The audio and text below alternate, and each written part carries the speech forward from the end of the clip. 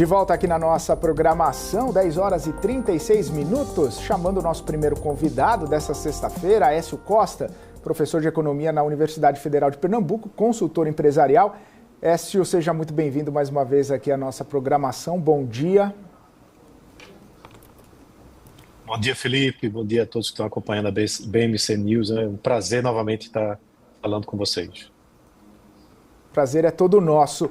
Aécio, a gente viu a divulgação, agora há pouco, inclusive, sobre o relatório de receitas e despesas aqui do governo federal. A gente esperava bastante por esses números para tentar compreender um pouco de toda essa dinâmica em relação à questão fiscal aqui no Brasil. Os últimos dados, inclusive, divulgados sobre arrecadação, sobre gastos, acabou colocando uma certa cautela, sobre a trajetória do fiscal, não por conta da arrecadação, mas por conta de um espaço que o governo vê para poder gastar mais. E esse é o grande receio.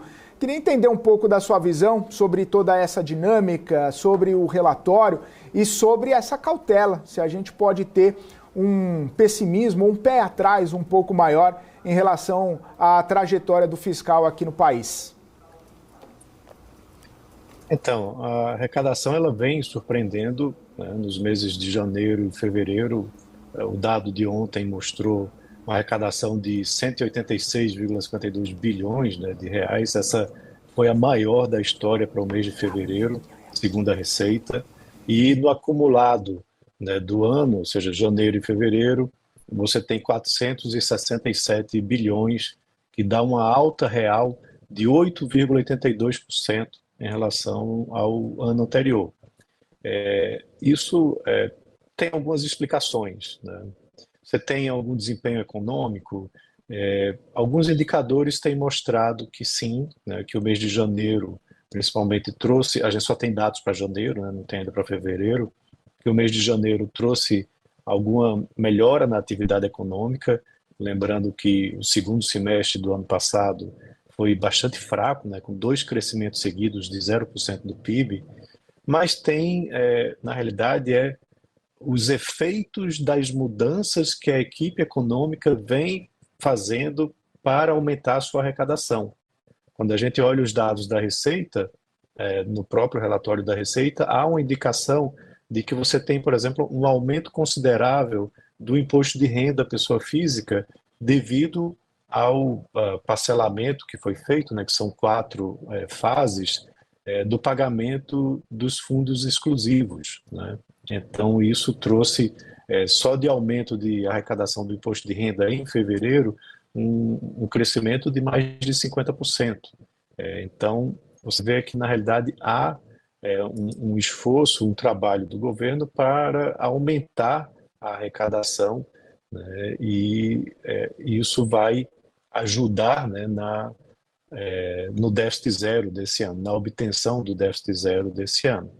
Mas, por outro lado, os gastos, segundo o próprio IPEA divulgou há pouco tempo atrás, estimados aí para o mês de fevereiro, são muito altos, porque há justamente o pagamento dos precatórios. Então, esse pagamento dos precatórios vem na contramão, atrapalhando consideravelmente o desempenho.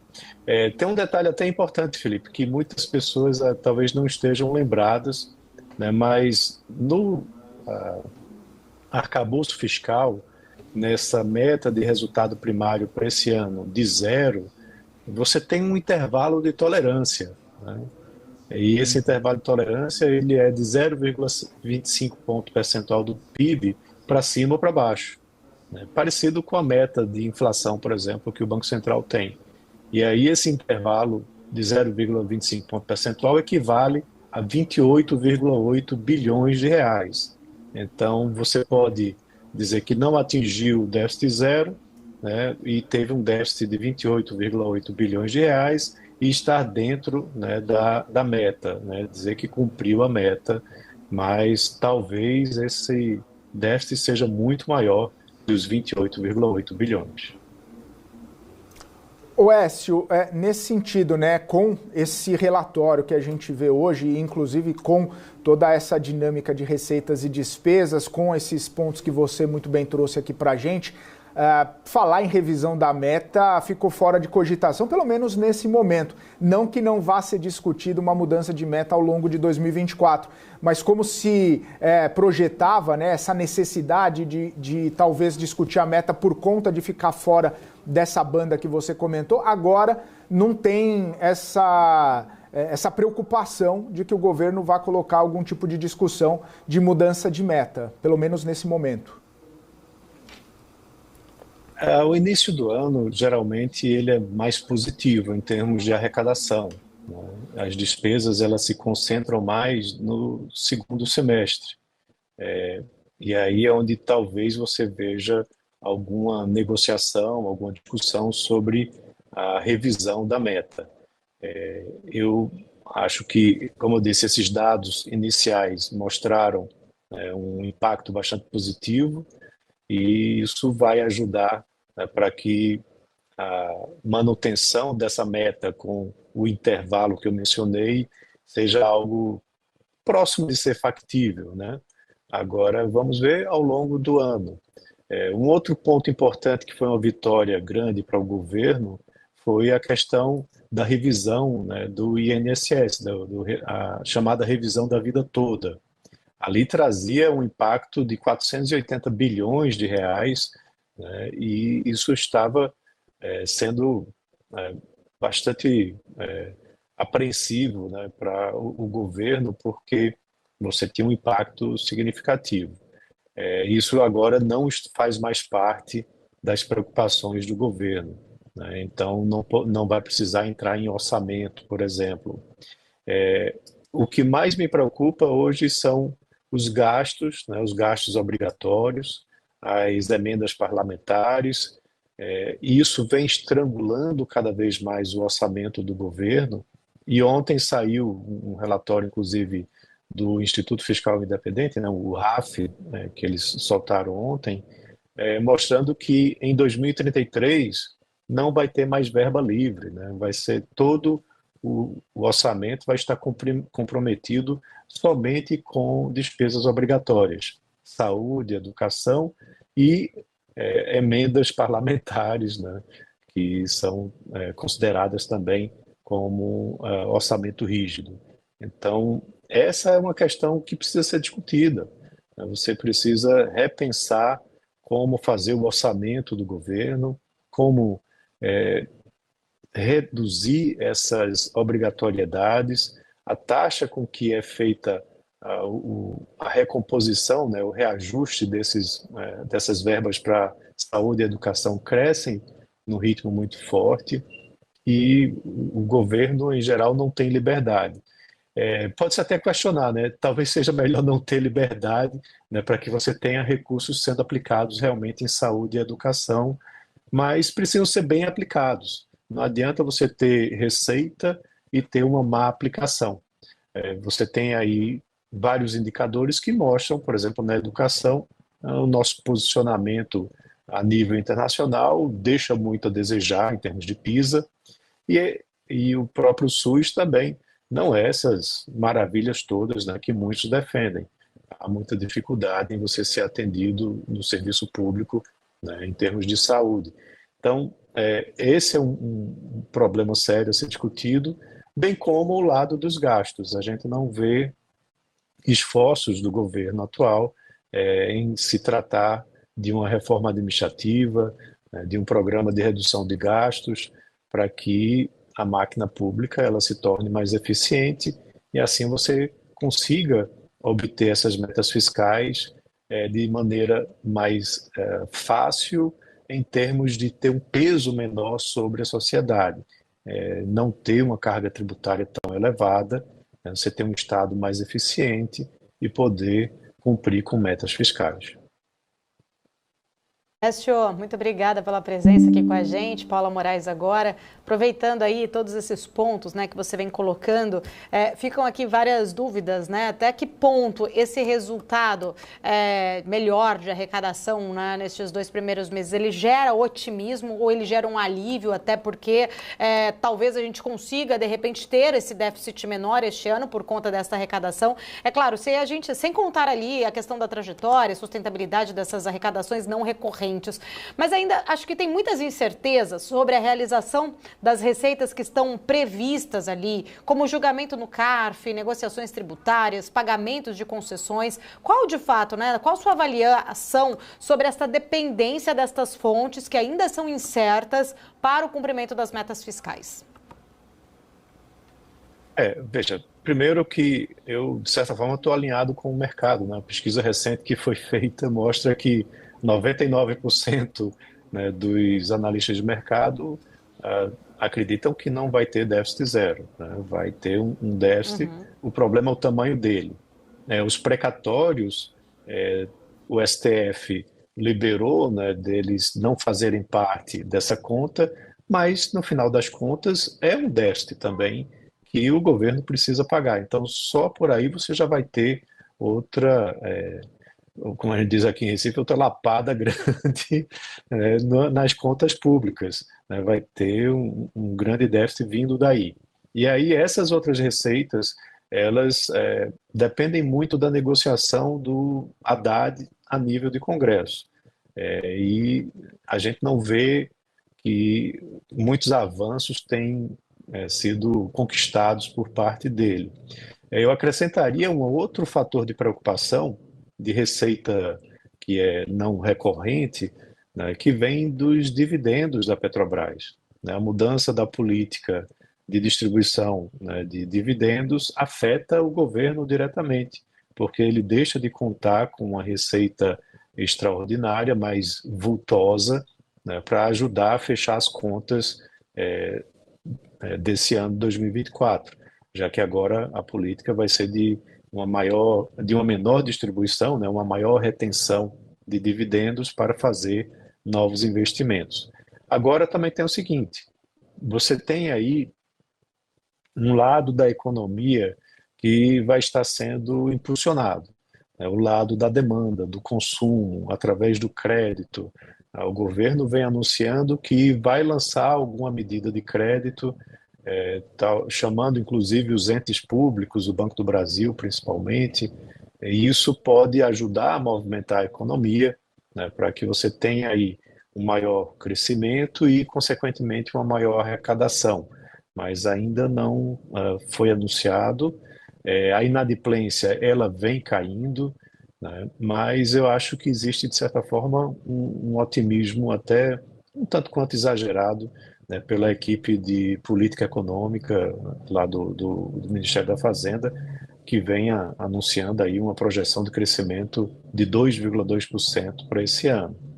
Eu acho que o carrego estatístico, por exemplo, do ano passado para esse é baixíssimo e você precisa ter números interessantes, principalmente do setor de serviços, para que a economia cresça ao longo desse ano 2024. E deve crescer, como eu disse, via demanda, via crédito e consumo. Écio, a falta de confiança, na verdade, ali, né? Quando a gente olha a falta de confiança do mercado nestas projeções colocadas do governo, principalmente em relação, quando a gente olha o fiscal, tem acho que uma grande preocupação, não só com 24, né? Eu já vi ali muitos especialistas, economistas, colocando que 2025 pode ser igual ou até mesmo pior do que 2024, mas as projeções ali à frente, elas acabam trazendo um cenário mais desafiador até mesmo do que 2024. Essa falta de confiança aí nessas projeções, isso pode manter as taxas de juros de longo prazo altas ali por mais tempo? Sim, isso tem um impacto, né? Tem um impacto importante porque você vai estar olhando justamente o desempenho da economia com um déficit maior. Você tem esse ano também uma mudança de Banco Central, né? o candidato mais forte, né, que se vem falando é o Galípolo. E ele tem um alinhamento importante, né, foi indicação desse governo, não é de se desprezar isso, onde pode ser que você tenha uma política de curto prazo, né, de juros de curto prazo mais baixa. E isso termina impactando, talvez, nos juros de longo prazo, né, porque os juros mais baixos podem levar à inflação mais alta, o que pode fazer com que lá na frente os juros tenham que subir, né, e a antecipação dos juros longos termina precificando isso. É outro fator também que eu acho importante, junto com o fiscal, onde se arrecada mais, né, devido às medidas que o Ministério está adotando, mas também o governo está gastando mais, inclusive com os precatórios, mas não só com os precatórios, com as próprias políticas que vem desenvolvendo. Senhor, tem uma questão que você inclusive citou, né, a respeito da Petrobras, a distribuição dos dividendos, que acaba fazendo uma grande diferença na questão fiscal do Brasil, mas tem a questão também a respeito do mercado, como o mercado está interpretando essas movimentações, como o mercado está entendendo se está havendo, e que provavelmente está havendo, ingerência política numa das maiores companhias do Brasil e a imposição de cautela em todo o mercado por conta desse cenário. Até mesmo a gente trouxe aqui a notícia, o ministro da Casa Civil, Rui Costa, chegou até a ironizar, né, a chamada crise na Petrobras, falando que todas as empresas gostariam de ter uma crise dessas, né, de ser uma das mais lucrativas do Brasil, de gerar receita, gerar caixa, enfim. O único ponto é que a crise tirou 60 bilhões de reais de valor de mercado da companhia. Queria entender um pouco da sua visão, né, sobre essa chamada crise da Petrobras. Se é uma crise a ser comemorada, como até mesmo o ministro sugeriu, ou se efetivamente a gente está envolto aí num cenário pessimista, cauteloso por conta dessas interferências na Petrobras, que pode tirar, inclusive, muitos recursos do nosso mercado. Então, a gente precisa olhar muito o que aconteceu no passado, né? O passado muitas vezes nos condena, né? E a interferência numa empresa como a Petrobras, no passado, quase levou ela à falência. Ela tinha um endividamento muito maior que o seu valor de mercado. E isso precisou ser sanado, né, a duras penas. Houve um processo muito rígido de reorganização, inclusive a nível de legislação, né, com a criação de uma lei de estatais mais forte, e que agora foi até flexibilizada. Então, é preciso muita governança, né? É preciso você ter conselhos de administração independentes, é preciso você ter uma empresa com os olhos voltados para o seu core business, né, para o seu mercado, e pensando nos seus acionistas. Isso é o que faz a Petrobras ter se recuperado ao longo desse tempo e ter apresentado os resultados que vem apresentando aí nesses últimos anos, com distribuição forte, né, de lucros, inclusive para o governo, que é um dos principais acionistas, e à medida que você desvirtua esses processos, você começa a ter um processo de delapidação, né, da própria empresa, né, fazendo com que ela perca valor.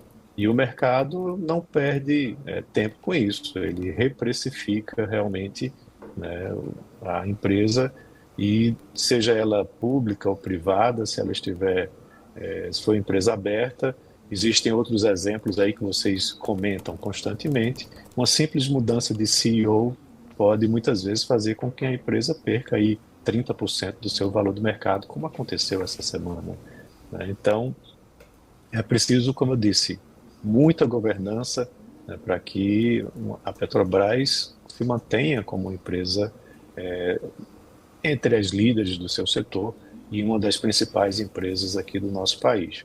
Você tem um cenário muito positivo para o segmento da Petrobras, inclusive, né?